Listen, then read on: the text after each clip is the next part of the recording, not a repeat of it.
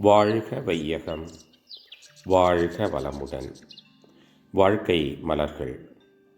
நால்வோர் நற்சிந்தனை. ஏப்ரல் 22.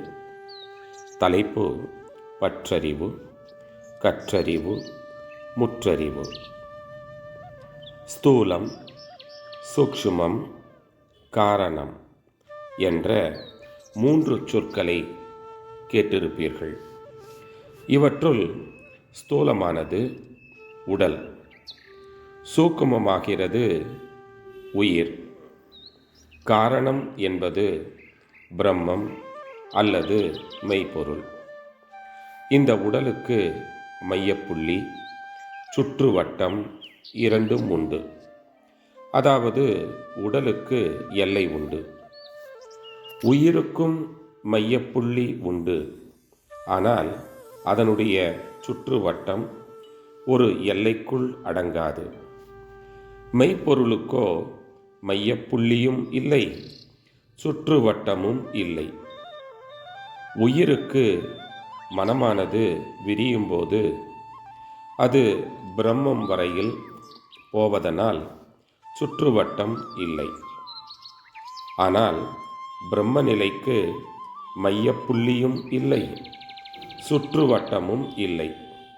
இங்கு பிரம்மமே அறிவாக இருப்பதனால் அந்த பிரம்மம் என்ற நிலையிலே முற்றறிவு, அதாவது டோட்டல் கான்ஷியஸ்னஸ், அது உயிராக வந்ததனால் இயங்கி பெற்ற பற்றறிவு.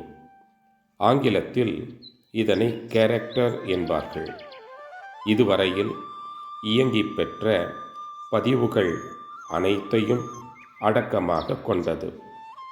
அதற்கும் மேலே இந்த உடல் வரையில் நின்று புலன்கள் மூலமாக இயங்கிக் கொண்டிருக்கும்போது அது பற்றறிவு. இவ்வாறாகத்தானே பற்றறிவு, கற்றறிவு, முற்றறிவு என்று 3ஆகச் சொல்லலாம். இந்த 3 நிலையிலும் எங்கேயும் இருப்பது அறிவு ஒன்றுதான். இருக்கும் நிலைக்கு தகுந்தவாறு, அதனுடைய தன்மைக்கு தக்கவாறு வேறுபடுகின்றது.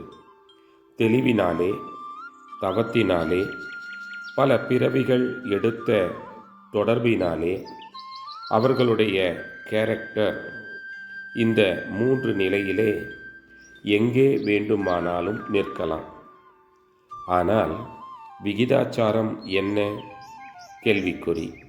அந்தந்த இடத்தில் ஏற்பட்ட பதிவுகளின் அழுத்தம், வலுவு எந்த விகிதாச்சாரத்தில் இருக்கிறதோ அந்த அளவுக்கு அதிகமாக இருக்கும்.